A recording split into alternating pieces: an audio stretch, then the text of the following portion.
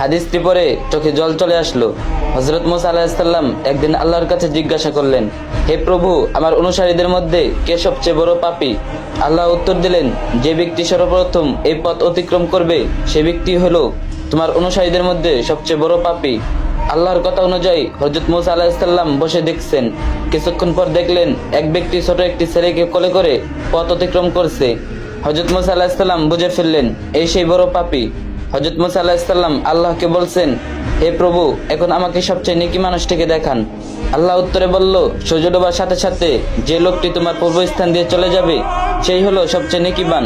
হযরত মুসা আলাইহিস সালাম সূর্য ডোবার বেশ আগে থেকে বসে রইলেন। যেই সূর্য ডুবছিল দেখলেন সে সকালের ওই ব্যক্তিটি ছোট ছেলেকে কোলে করে ফিরে যাচ্ছে।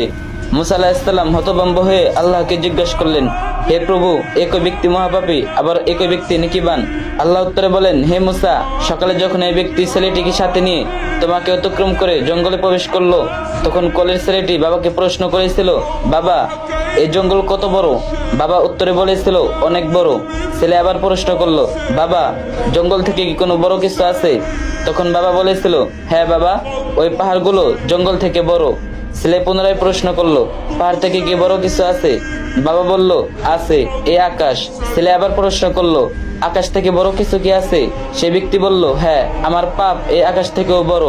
ছেলে বাবার উত্তরে শুনে বলল, বাবা, তোমার পাপ থেকে কি বড় কিছু নেই? তখন বাবাটি চিৎকার দিয়ে ছেলেটিকে জড়িয়ে ধরে কাঁদতে কাঁদতে বলল, আমার পাপ থেকেও অনেক অনেক বড় আমাদের আল্লাহর রহমত। হে মুসা, এই ব্যক্তির পাপের অনুভূতি ও অনুশোচনা আমার এতই পছন্দ হয়েছে যে সবচেয়ে পাপী ব্যক্তিকে সবচেয়ে নেকিবান বানিয়ে দিয়েছি। মনে রেখো, আমার শাস্তির হাত থেকে ক্ষমার হাত বহুত গুণ বড়। হে আল্লাহ, আপনি আমাদের সকলকে পিছনের গুনাহসমূহ ক্ষমা করে সামনের দিনগুলোকে তৌফিক দান করুন, আমিন।